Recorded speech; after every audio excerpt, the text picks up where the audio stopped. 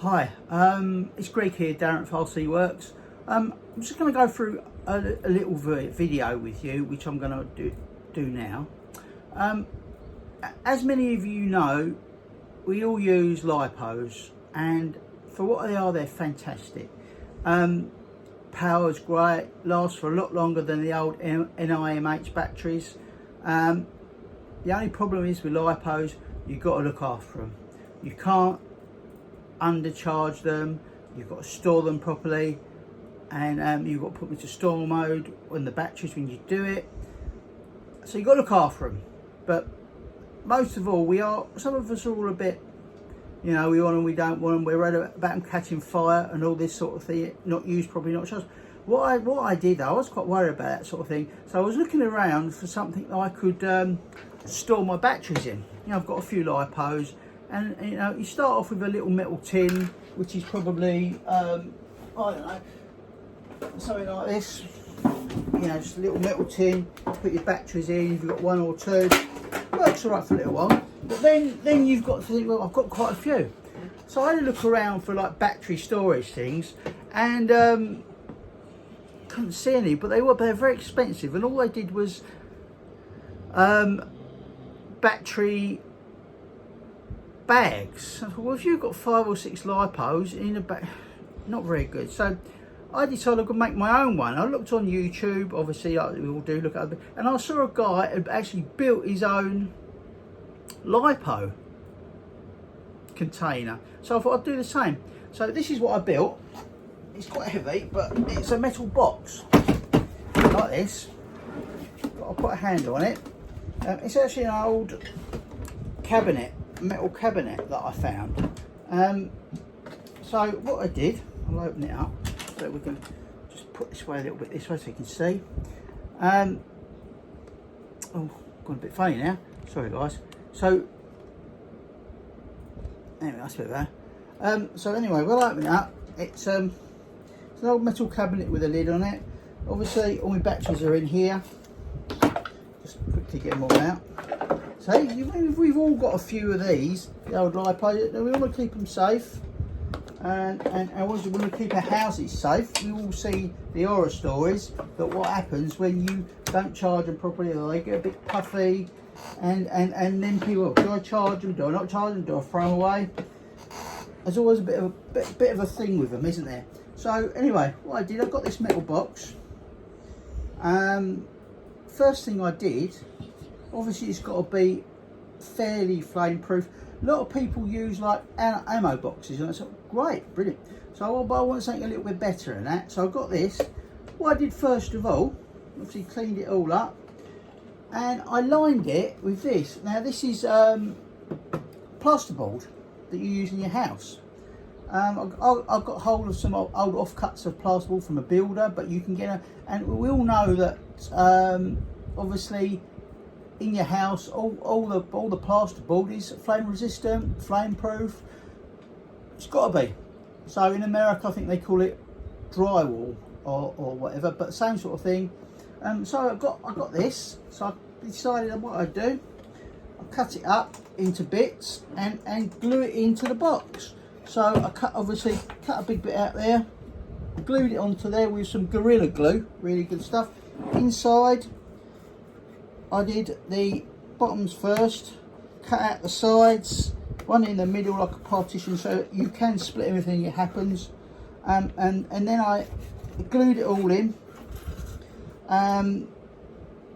Then what I did, what do I do next? Oh yeah, I painted it, and I painted it with like heat resistant paint for like barbecues and stuff like that. But I mean, it'd be fine, this heat resistant, so why should it not be all right?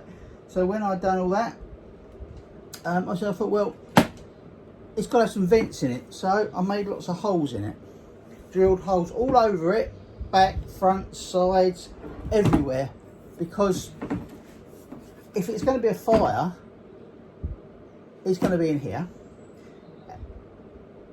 You've got to let the pressure out. If there's a fire, you've got to let the pressure out, fire, smoke, whatever. But in this box, it's contained. It's got the drywall to stop it getting hot, hotish. Then what I did, I got some of these little catches. I think I got these from eBay. Put them on side like that. Pop riveted one there, two there, drilled some little holes. Put it like that. And same this side, one on there. I thought, okay, great. So then I thought, what else can I do? Because some problems happen when you're charging them. So what I did here, oh, let's see if I can, yeah. Let's just lift it up a bit. What I did here, I put a hole in it, drilled a hole, put some cables through it. I put a normal charging cable, like a Dean's connector there, and a balance connector there. Through the hole, I sealed it all in, like that. So if it was going to get burnt or fire, it's not going to come out. And inside, what I did, I'll show you again.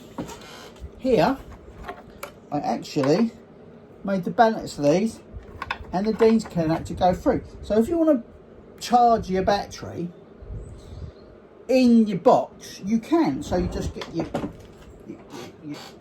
your battery, you plug in your charger lead like that. Simple. Well, we know the score leads. Put your battery in here, plug that in. As he says, he can't get it in. Right. That's the right way, isn't it? Oh, always the way when you're trying to do something. Right, so anyway, your battery's in, like that. All sealed in, batteries there, balance leader. You can seal the lid down, seal it up, look at us, so the battery's all safe in here. And you get your battery charger, like this. I'll get one of these. Oh, so got my battery charger, the old traction battery. So you plug it in, so that plugs in there, like so. Balance lead goes in where the balance lead goes in, charge balance lead, whatever you want to call it. So he plugs in there. So it's a bit low, this camera. Sorry, boys. Right, anyway, so that's in there. You can see that. So we've charged him in there. Battery charger outside, which is safe. Plug it in, do all your bits and pieces.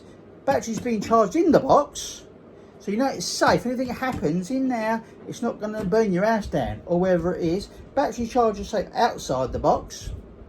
And all that's going to happen, so can't see me, can you?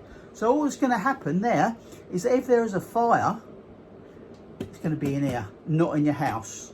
So brilliant. And they're so expensive to buy these things. I mean, one of them was about £100, or I don't know what it's in American dollars, $120, something like that. But it's a lot of money. And I bought this, got this little box, like an ammo box. You can do this with an ammo box, any sort of metal tin box. I mean, some second-hand offcuts of plasterboard, a few little connectors, a bit of glue, and a bit of time. So for about 20 quid, you can get yourself a metal box, which, in my opinion, is better than an expensive one, because you've done it yourself, you've done it properly, you know it's going to work, and it's going to save your house. It's going to save everything if it burns down. So all in here. Give it a go. I mean, I've done it. I mean, it's not hard to do, but make sure it's done properly and with the right stuff. Always keep an eye on your lipos when you're charging them. Never, ever, ever leave them alone to their own devices. Never. Never trust them. Go and keep it with you. So, but you're there. If anything happens, you're there to act on it. Chuck it out the door.